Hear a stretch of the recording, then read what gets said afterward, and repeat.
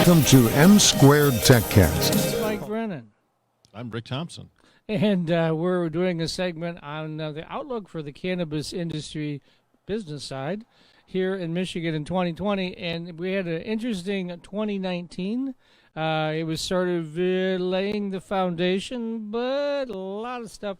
Well, surprised that the MRA sprung the, all of a sudden recreational is available in December, and no one was planning on that, right? Well, that's true. Yeah, the MRA had been, by the way, we're joined by Jamie Lowell here today, too, to talk about 2020. And why don't you mention you guys do a podcast of your own? We certainly do. We do the JazzCabbage.Cafe, which is broadcast on Cave Radio Broadcasting Network from Redford, Michigan. Whoa. Every Tuesday from 4 to 6 p.m. It is a not safe for work adult language broadcast. That's it. I always like to tell There's a people. lot of serious, important stuff it's that takes almost like place. IT and the D, so Yeah, but not quite, but close. Yeah. So we cover the good stuff well, and we cover the bad stuff better. yes. So now let's talk about the outlook for 2020. You guys, I'm new to the industry. I only started kind of getting up to speed last April. You guys are the pros from Dover. So weigh in. What do you think is going to happen? How's this going to all shake out in 2020? Well, 2019 was a watershed year for the cannabis industry, not just in Michigan, but nationally, too. We launched the hemp industry for the first time since World War II in Michigan on a commercial basis, which had about 600 license applicants. A lot of tillable acres went under farm. We also had the launch of the recreational program, plus the maturity of the MMFLA program. We worked through some supply chain difficulties. We had a vapor crisis.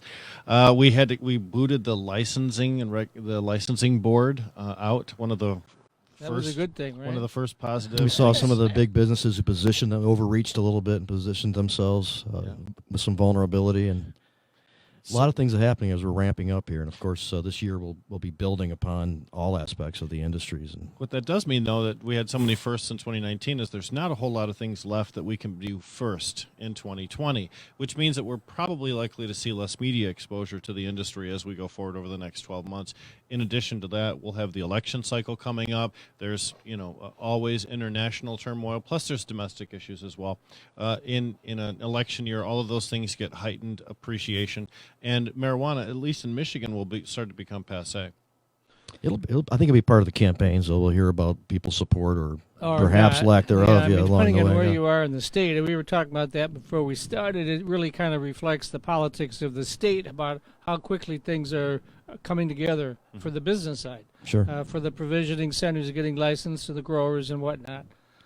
Well, I think you'll see both sides of the aisle, Republican and Democrat, try to claim credit for all the positives that have been created in 2019 and all the things that are positive that happened during 2020. And based on your perspective, you can look and see some justification either way.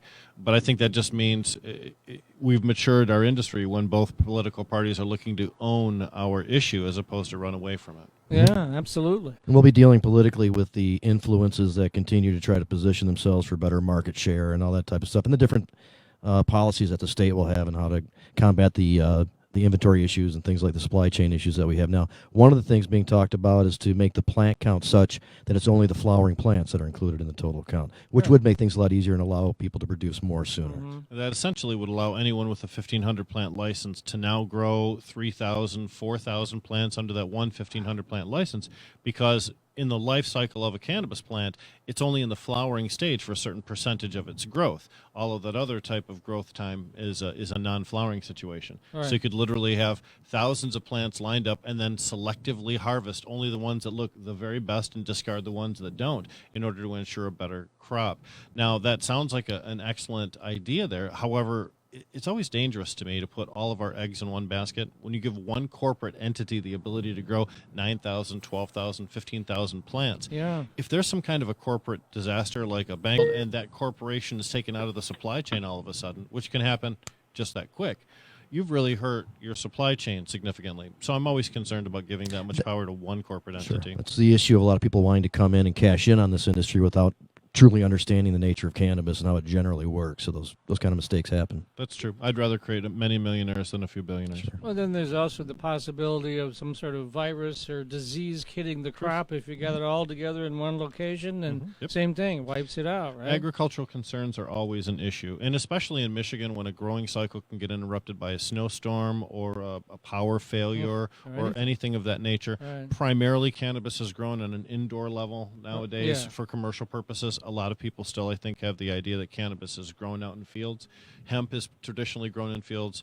THC-bearing cannabis. The direction of hemp is going to be really interesting, too. A lot of people grew for the purposes of CBD and to smoke and for foods and things like that, but there is other industrial uses that haven't really caught on here yet, and that needs to include more manufacturing ability and things like that. So this growth is going to be quite outstanding to watch. I think it's going to exceed a lot of people's expectations. It included a requirement for the Food and Drug Administration to pass rules regulating the CBD industry. And if you're anywhere, you've seen CBD signs all over the place at your family video. You walk through the mall, it's in Bed Bath & Beyond, it's everywhere. And it's really very much an unregulated industry, and they would like to, in 2020, change that. So we're likely to see CBD regs come through, and that may sort of accidentally snag some of those hemp production, which is designed specifically to produce CBD for a smokable flower form. So there may be a big change in the way that hemp is utilized as a finished product here in Michigan in 2020. It's a challenge, too, in the sense of a lot of farmers think, well, gee, I know how to be a farmer, so I'll just grow hemp instead of corn, and it's not quite that simple, is it? Well, hemp is very resilient. I mean, I know a lot of hemp farmers this year that actually did very, very well with their crops, despite some of the difficulties that other They had to start late products and other have. things, Yeah, so a lot of farmers can do it. You know, it's not quite the same tension as making sure that you have a high quality product for consumption. You use it for other, although some of the people do use the CBD for smoking and stuff like that. There's so many products that you make from it that the considerations are different. the genetics of it are different too. If you imagine the very first maize plants that were grown by Native Americans here in North America, they were very, very hardy and they could withstand a variety of different conditions. Now we have very refined specialty plants that produce specific types and strains of corn that we value in different areas of cooking and consumption. Cannabis and hemp specifically right now is like that very hardy strain of maize. It's very easy to grow, essentially not easy to grow well, but it does take to the ground pretty well. Well, then you get the tricky part on the THC level. That's what I was about ready to say, and there's some discussion of bringing that up to a percentage. Right now it's at 0.3% or less, which is the definition of what makes it hemp as opposed to cannabis. I just saw a story come across my desk that one of the states is looking at 1% now, and I can't remember which one it was. We batted 1% around when we talked about the MRTMA and the passage of the There's law. a lot of it was actually written in for a short while, and it had it was a process, and over time we decided not to try to push that envelope, but to include industrial hemp. That was a discussion in and of itself. But and to unify the state regulation with the federal standard was really the goal there, to avoid confusion in the city and the state itself. But 1% made a lot of sense to most of us that were involved in the writing of that program. So, I mean, where are we going to be by the end of the year? Do you think we're going to have we're going to have a supply and demand issues like we have right now? Lots of demand, not so much supply. Are we going to solve those problems? Well, I think 2020 is going to be a year of explosive growth for cannabis availability. However, I think that our examples that we've seen from other states is that it takes several years to sort the supply chain out to a real regulated program where it works properly. So I believe by the end of 2020 it'll be better, but it probably is unrealistic to think that it will be working smoothly in 12 months. And then you always have the black market. I mean, I was just reading a story about California that 3/4 of the sales out there are still in the black market, right? Well, and if you consider Michigan, there's an estimated 1.5 million regular users of cannabis, but only 300,000 medical patients. Right. So that's 1.2 million people that utilize the free or black market for their supply chain. Right. So that is a completely dominant aspect of it. Some commercial states have made the mistake of taxing too high, and the alternative markets or the black market is just a lot less expensive and easier to deal with for a lot of people. In Michigan, the MRTMA only has a 10% excise tax. That was done on purpose in order to try to keep that a little bit more balanced and competitive. And Jamie was one of the people in the state, maybe 8 or 10 people can actually claim to be an author of the MRTMA language, and I am not one of those people. 4 minutes left, Dave? Let's talk a little bit about are there changes in the laws or regulations, and we could talk about Detroit if you want to throw them in at this point, but I mean, what still needs to be done to make it a better situation for the business and the recreational users. Well, I think what we've seen is the biggest limiting factor on participation nowadays, obviously the financial requirements to get into the MMFLA, Huge, but yeah. it's really local participation. When we leave this program, Jamie and I are headed up to Oscoda to talk to the people from Alcona Township to see if we can't help encourage them to have a wise cannabis policy on a local level. I think those conversations continue throughout the entire year of 2020. Sure. As Jamie mentioned, I think it becomes an election year issue, and perhaps it drives some of these smaller communities that have been on the fence onto the positive side of that fence. One of the things included in the MRTMA is the ability for every locality, whether it be a township or village, not normally able to do this, to be able to force the issue to ballot by an initiative. I suspect we'll see a lot of those from a lot of the localities that are choosing to opt out or not. Speaking of which is Detroit, which is kind of surprising, but you're real tuned into this. Why is Detroit resisting? Detroit's resisted cannabis law reform for decades. They originally fought the local legal program advocated by Tim Beck. They took it all the way to the Michigan Supreme Court. They just recently, and a couple years ago, had 2 petitions that were passed by the populace that they fought in court and got completely disallowed. They really don't like cannabis in their community, and they are begrudgingly accepting it in this way. So that's why it's taken them so long, because they really don't want to.